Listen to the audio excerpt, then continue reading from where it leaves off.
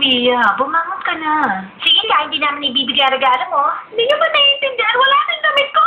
Pwede kaming lumabas at ibili ka ng bago. Hindi! Wala kang patawaran na ginawa ni Marisa! Sinadya niyang gawin yun sa akin! Galit ako sa kanya! Pruwa talaga siya! Ah! Sino yan? Si Manuel to, may bibigay ako kay Mia. Hindi ako hindi ko na bibigay. Hindi! Mabubog ka ng pinto! Teka, alamin ko kung anong kailangan niya. Hindi ba alam na tao na nagagalit ako? Ano magalit? Kaya ako na yun. Pwede naman tayo lumabas ngayon at bumili na lang ng bagong damit na maganda. Walang katulad sa mga damit ko na yun. Ayoko! Ah! Bakit? Pinapatawag ka ng Mr. Dunoff. Sabado ngayon, di ba? Alam ko, Sabado. Halika na, importante to. Ay.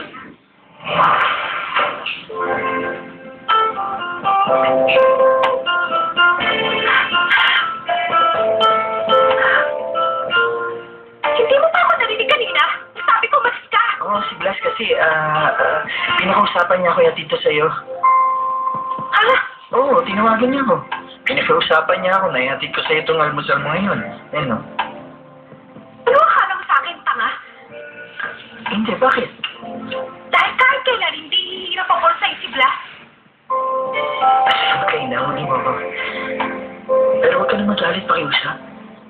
Napaka-importante ng araw ng Tamiya. Kalimutan mo na yung galit mo sa akin kahit sandali. Bakit ka nang sinungaling sa akin? Bakit mo sinabing yung gawa ni Blas? Dahil yun ang gagawin ko kung ako boyfriend mo.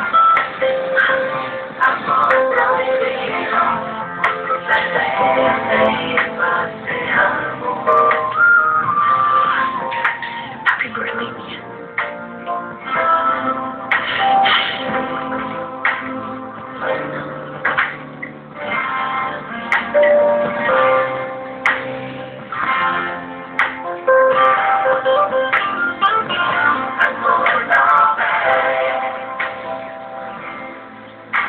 Girls, kumilos tayo bilang isang team. Oo, tama.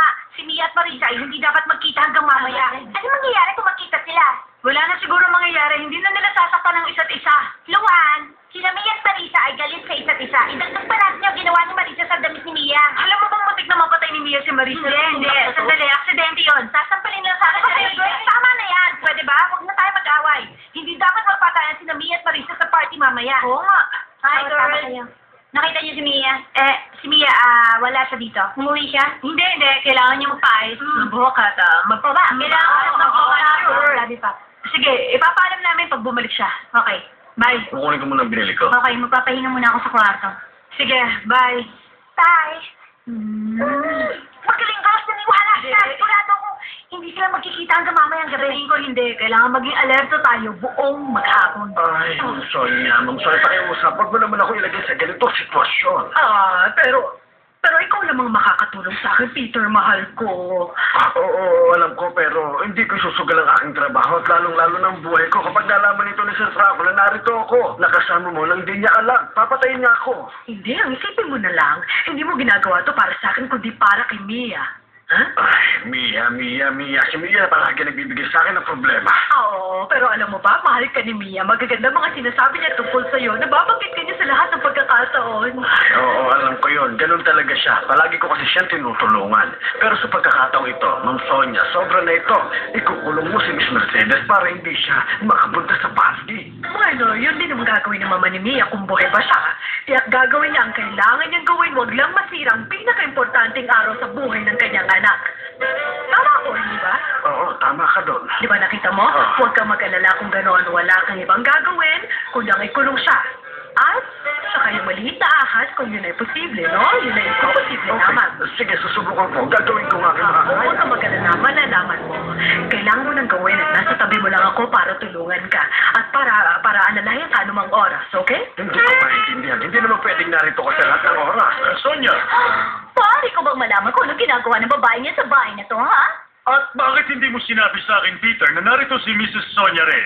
Bakit? Hindi kasi, si Peter ang magbibigay sa inyo ng magandang balita na dala ko ngayon, pero kararating ko lang. Oo nga, kararating lang niya dito. Sasabihin ko sana sa inyo. Talaga? Oo nga, hindi niya ito nagawa kagad dahil humingi ako sa kanya ng kape. At binigyan ko siya ng ilang tips kung paano ihanda ito dahil ang kape dito ay hindi naman masarap. Excuse me. Sige. Saka halata naman walang ibang tao na gumagabay at tumutulong tumutulong kay Peter sa bahay na to, no? Sabi mo sa akin kung anong sadya mo. Hindi kayo maniniwala sa nangyari sa akin. Terrible talagang araw na to. Nakakainis, alam niyo ba?